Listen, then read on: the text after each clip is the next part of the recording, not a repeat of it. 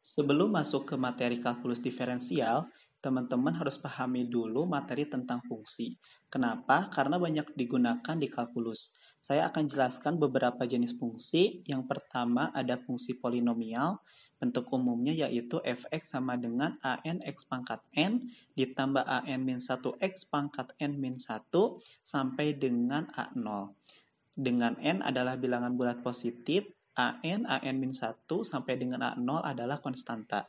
Contoh dari fungsi polinomial diantaranya yaitu yang pertama ada fungsi konstan, bentuk umumnya fx sama dengan k adalah konstanta.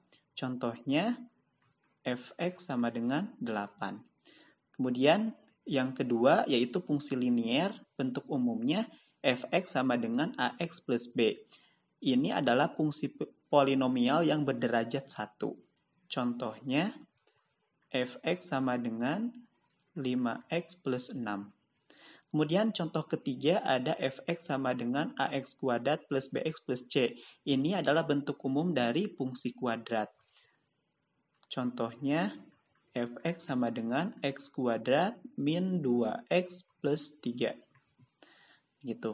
Kemudian fungsi yang kedua ada fungsi rasional. Bentuk umumnya atau definisinya adalah fx sama dengan gx per hx, dengan gx dan hx ini adalah fungsi polinomial dan syaratnya itu hx tidak boleh 0. Gitu. Fungsi yang ketiga adalah fungsi ganjil.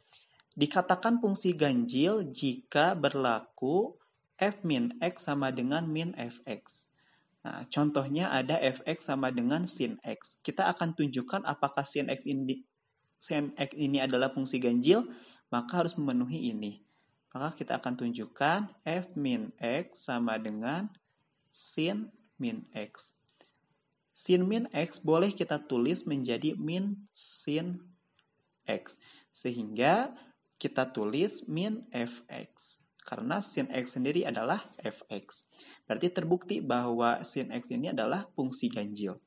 Kemudian contoh kedua ada fx sama dengan x pangkat 3. Kita akan tunjukkan f min x sama dengan min x di pangkat 3. Negatif dipangkatkan ganjil, dia hasilnya negatif. Berarti ini bisa kita tulis negatif x pangkat 3. Sama dengan negatif fx. Dan perlu diingat bahwa fungsi ganjil ini jika kita lihat dari grafiknya itu simetris terhadap titik asal. Nah, contohnya pada grafik sin x. Grafik sin x ini dia simetris terhadap titik asal yaitu titik 0,0. Begitu. Kemudian berikutnya ada fungsi genap. Dikatakan fungsi genap jika berlaku seperti ini. F min x sama dengan fx. Contohnya fx sama dengan cos x. Kita akan tunjukkan apakah cos x adalah fungsi genap. Berarti f min x sama dengan cos min x. Cosinus min x tidak berpengaruh ya negatifnya. Maka boleh kita tulis jadi cos x. Atau sama dengan fx sendiri.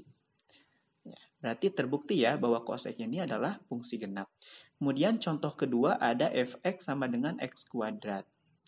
F min x sama dengan min x di pangkat 2. Bilangan negatif dipangkatkan 2 hasilnya positif. Berarti ini boleh kita tulis menjadi x kuadrat. Sama dengan fx itu sendiri. Dan perlu diingat juga bahwa fungsi genap itu grafiknya simetris terhadap garis sumbu. Nah, contohnya pada grafik cosinus. Nah, fx sama dengan cos x, grafiknya seperti ini. Grafik cos x ini simetris terhadap sumbu y. Fungsi berikutnya yaitu fungsi nilai mutlak. Definisinya adalah nilai mutlak dari x, dia bernilai x ketika x-nya itu lebih besar sama dengan 0, dan bernilai negatif x ketika x-nya itu kurang dari 0. Jadi kalau teman-teman punya nilai mutlak dari X min 1, teman-teman harus definisikan ulang. Berarti ini bernilai X min 1 ketika X min 1-nya lebih besar sama dengan 0 atau X lebih besar sama dengan 1. Dan bernilai negatif X min 1 ketika X-nya kurang dari 1. Nah, contoh dari grafik fungsi nilai mutlak yaitu seperti ini. Ini adalah grafik dari nilai mutlak X. Fungsi berikutnya yaitu fungsi tangga. Definisinya, bilangan bulat terbesar yang kurang dari atau sama dengan X. Ini definisi dari fungsi tangga X. Jadi kalau teman-teman punya fungsi tangga dari 2,5, nah berarti teman-teman harus mencari bilangan bulat terbesar yang kurang dari 2,5. Berarti 2. Kemudian kalau teman-teman punya fungsi tangga dari negatif 3,1, nah teman-teman harus mencari bilangan bulat terbesar yang kurang dari negatif 3,1, yaitu negatif 4. Grafik dari fungsi tangga seperti ini adalah grafik dari fungsi tangga fx sama dengan fungsi tangga x. Nah, teman-teman bisa lihat ketika pada rentang 1 sampai 2, satunya masuk, duanya tidak, duanya kosong, ya maka fungsi ini terdefinisi pada 1. Begitupun ketika dari rentang negatif 1 sampai 0, negatif 1-nya masuk, 0-nya tidak, maka fx-nya ini terdefinisi pada negatif 1. Nah, itu dia beberapa jenis fungsi yang sering digunakan di kalkulus. Pada video berikutnya, saya akan menjelaskan tentang limit.